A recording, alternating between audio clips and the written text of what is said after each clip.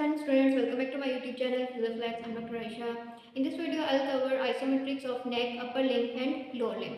But before practical demonstration, you should must know what is isometrics, why we need to perform isometrics, in which conditions we can perform isometrics, and what should be the intensity for isometrics, and in which ranges we can perform isometrics. And one very important thing about isometrics you should. So let's start. Okay, so first of all, what is isometrics?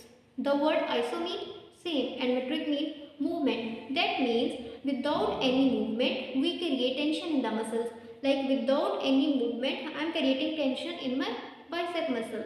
Okay, why we do isometrics? There are two main reasons why we do isometrics. First, to reduce pain, and second, to build or to increase muscle strength. Okay, in which conditions we can perform isometrics?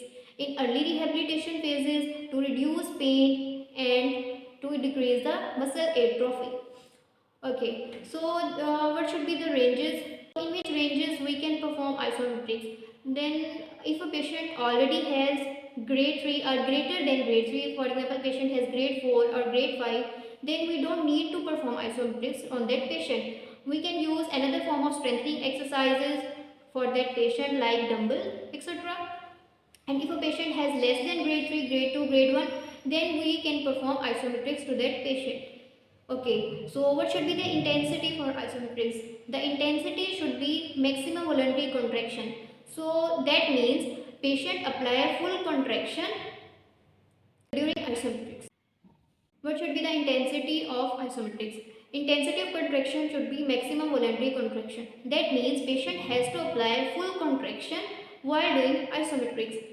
Okay, in case if patient cannot use maximum voluntary contraction or cannot apply maximum voluntary contraction, then we can start from submaximal voluntary contractions. And when patient have built muscle strength, and then we can move from submaximal muscle contraction to maximal muscle contraction. Okay, and next, in which ranges we can perform isometrics? Isometrics can be performed at any range of motion where, for example, in case of shoulder, we can perform isometrics at 90 degree, at 45 degrees. Wherever patient feel pain and their motion restricted, we can give isometrics at that range. So there is no limitation we should perform isometrics in this range or in that range. We can give isometrics at any range of motion. Okay, for example, a patient came to you and he want to reduce his pain through isometrics. Then what do we do? Then the intensity of contraction will be 70% of maximum voluntary contraction, according to a research in 2015. I'll mention that research here. So in that research, he said to reduce pain, the intensity of contraction will be 70% of maximum voluntary contraction. Okay, but in case of muscle strength, we can give 100% of maximum voluntary contractions. Okay, and one very important thing about isometrics you should must know about this, that there should be no pain while doing isometrics. If a patient is experiencing pain, feeling pain during isometrics, then you should have to reduce the intensity of contraction to reduce pain. Okay, so the isometrics should be pain free. And next we will see practical demonstration. So let's start. For neck flexion isometrics, put your hand on forehead and try to flex your head against the resistance without doing any movement. For neck lateral flexion isometrics, put your hand at the lateral side of the head and try to do lateral flexion against the resistance. It feels like I'm not doing anything, but I'm creating tension in the muscle without doing any movement. That's the beauty of isometrics, not moving but doing contraction. For neck rotation, put your hand just above the eyebrow and try to rotate the neck against your resistance of hand. For neck extension isometrics, put your hand behind the head and try to extend your head against the resistance without doing any movement. For shoulder flexion isometrics, put your radial side of the hand against the wall and try to perform shoulder flexion. For shoulder abduction isometrics, put dorsal aspect of your hand against the wall and try to do abduction and hold for 10 seconds. And one thing, you have to contract slowly, not suddenly, to avoid injury, and then gradually release the maximum voluntary contraction. For shoulder extension isometrics, place ulnar side of your hand against the wall and try to do shoulder extension.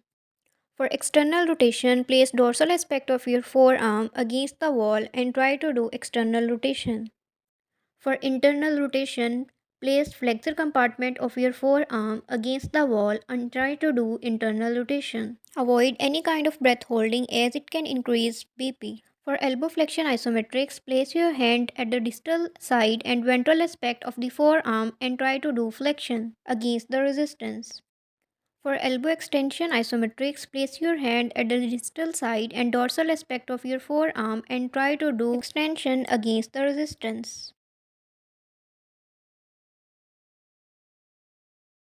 For hip flexion isometrics, place your hand at the distal aspect of the thigh and try to do flexion against the resistance.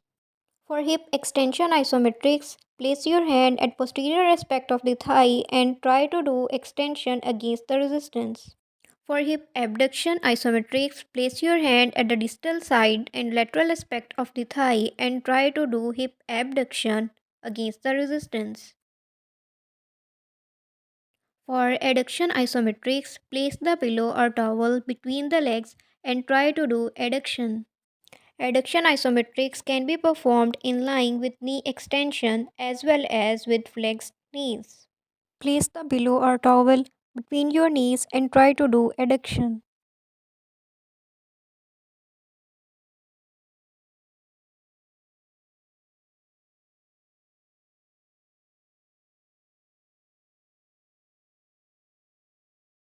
For knee extension isometrics, roll the pillow or towel below the knees and try to extend your knees against the resistance. And you can also dorsiflex your foot during knee extension isometrics. For hip extension isometrics, roll the pillow or towel below the heel and try to do hip extension.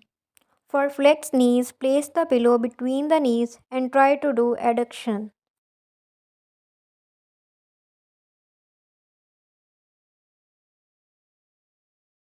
For ankle dorsiflexion isometrics, place your one leg over the other for resistance and try to dorsiflex your foot against the resistance of other foot.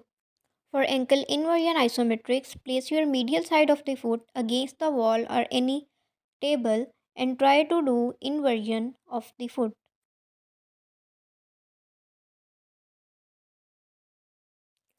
For ankle eversion isometrics, place lateral side of your foot against the wall or any table and try to do eversion of the foot.